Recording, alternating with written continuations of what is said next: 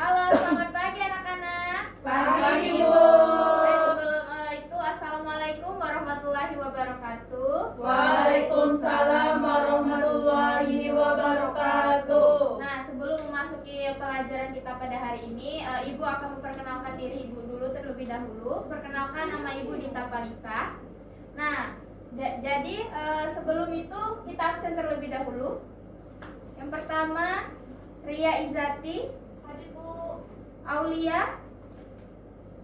Ya, selanjutnya Navia. Hadir, Bu. Selanjutnya Natalia. Hadir. Alfifa. Hadir. Dela. Hadir, Bu. Dan yang terakhir yaitu Eni Susilawati. Hadir, Bu. Nah, jadi sebelum memasuki pelajaran kita memiliki tujuan pembelajaran. Yang pertama yaitu memahami ciri-ciri dan struktur pantun. Yang kedua, menganalisis isi dan makna pantun. Dan yang terakhir yaitu menyusun pantun sesuai tema secara kreatif. Selain tujuan dari pembelajaran, kita juga memiliki manfaat. Nah, jadi manfaat kita itu hari ini yaitu adalah mengapa sih kita perlu belajar pantun? Yaitu menumbuhkan kreativitas dalam berbahasa, melatih berpikir kritis dan cepat memilih kata, mengenal dan melestarikan budaya bangsa, dan yang terakhir yaitu menyampaikan pesan secara halus dan menarik. Nah, di sini pasti sudah tahu dong apa sih itu pantun. Nah, jadi pantun ialah suatu bentuk puisi, yaitu menurut Indonesia yang artinya Melayu. Di tiap bait terdiri dari sebuah 4 baris yang bersaja ABAB. Pada setiap lari biasanya baris pertama dan baris kedua biasanya untuk suatu tumpuan yaitu sampiran, dan baris ketiga dan keempat yaitu menunjukkan isi. Nah, jadi unsur-unsur pantun yaitu ada dua. Yang pertama ada unsur intrinsik dan yang kedua unsur ekstrinsik. Nah, di sini ada kan anak-anak sekalian yang tahu apa sih itu unsur intrinsik? Baik, kepada saudari siapa namanya? Aulia. Nah, iya Aulia. Silakan Aulia. Ya, baik. Ya, Ibu, jadi unsur intrinsik dalam pantun itu adalah tokoh, tema, amanat, setting atau latar tempat dan waktu, plot dan alur. Jadi ciri khas dari pantun itu juga salah satunya dari unsur intrinsik, yaitu adalah rima. Baik, terima kasih kepada saudari Aulia.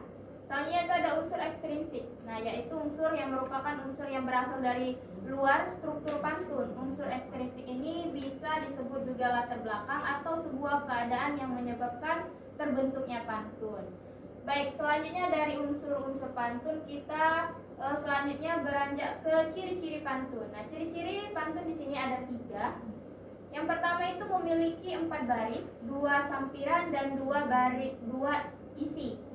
Yang memiliki 8 sampai 12 suku kata. Yang kedua yaitu sampiran. Nah, sampiran adalah pengantar untuk menyampaikan isi pantun. Meskipun kadang tak ada hubungan dengan isi, namun rima sampiran menjadi penunjuk rima isi.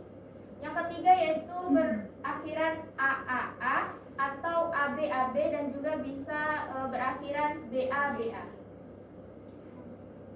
Selanjutnya yaitu struktur pantun. Nah, tadi sudah dijelaskan, yaitu ada sampiran dan isi. Nah, di sini adakah anak-anak sekalian yang sudah mengerti apa sih itu sampiran dan apa sih itu isi? Saya, Bu. Baik, kepada saudari Dela, Bu. Dela ya. Jadi sampiran itu seperti mempersiapkan bagian isi dengan rima dan irama yang sama. Sedangkan isi yaitu inti dari pikiran pembuatan pantun. Selanjutnya adakah anak-anak sekalian yang tahu apa sih itu pantun cinta, pantun jenaka, teka-teki, agama dan peribahasa? Baik, kepada Dela. Baik, Ibu, jadi saya akan menjelaskan beberapa pantun saja, yaitu pantun jenaka. Menurut sepengetahuan Dela, pantun jenaka itu biasanya lucu, Bu. Ya, benar sekali ya. Mari beri tepuk tangan kepada saudari Dela. Adakah yang ingin mencoba lagi? Ya, kepada saudari Ria. Pantun teka-teki. Pantun teka-teki ini biasanya mengangkat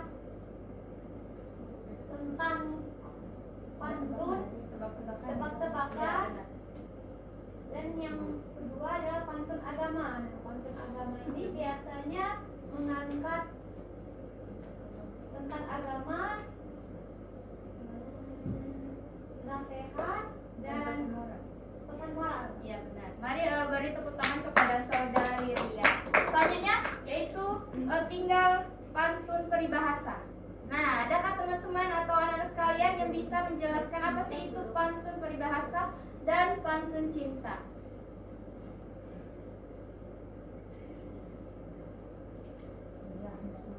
Cinta. Ya, kepada saudari Eni. Baik Bu, jadi pantun cinta itu merupakan untuk mengungkapkan perasaan seperti perasaan rindu atau kasih sayang kepada seseorang.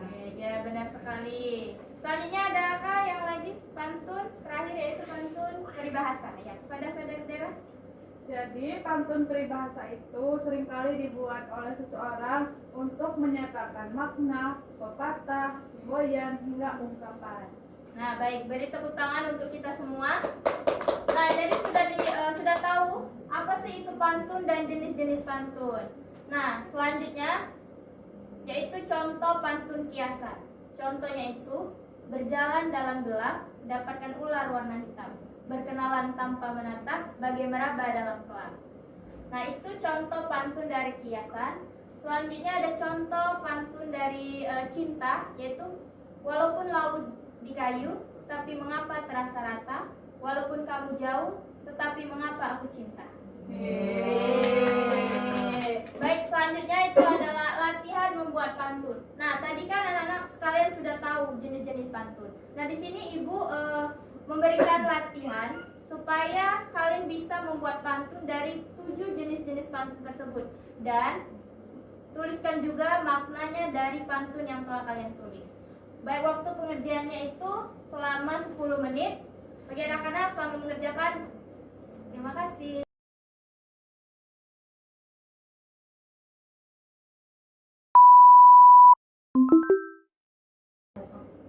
Baik, waktunya sudah menunjukkan sudah lebih dari 10 menit. Siapa di sini yang ingin maju ke depan? Ya, kepada saudari Eni.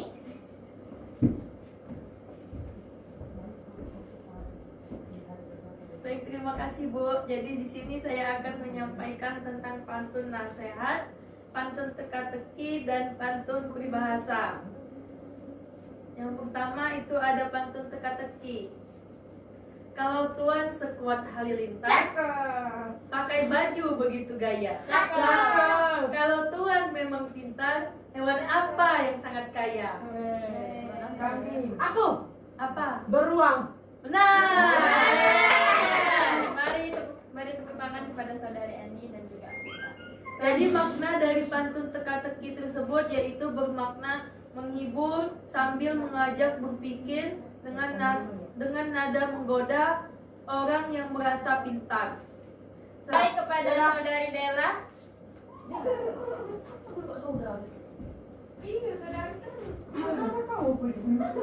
Baik, terima kasih Bu atas kesempatannya. Saya akan membacakan pantun jenaka. Ada kera mirip buaya. Keduanya naik pedati. Dikira mirip Luna Maya, ternyata yang dilirik Mpo Ati. Jadi guys, pantun jenaka maknanya menggambarkan kesalahpahaman atau ekspektasi yang meleset dengan cara yang lucu.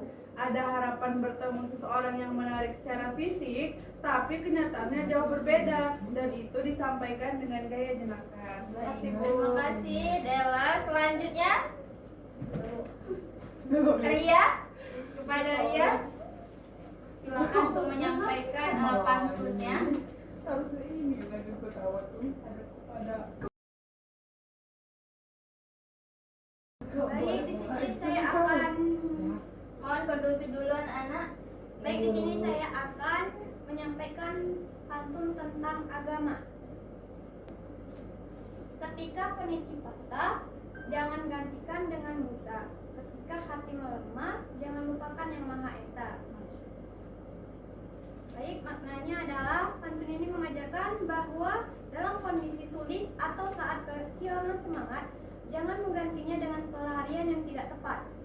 Diibaratkan dengan busa tadi, tapi kembalikan kepada Yang Maha Esa, karena hanya Tuhan yang bisa memberikan ketenangan dan solusi sejati. Sekian dari saya, terima kasih.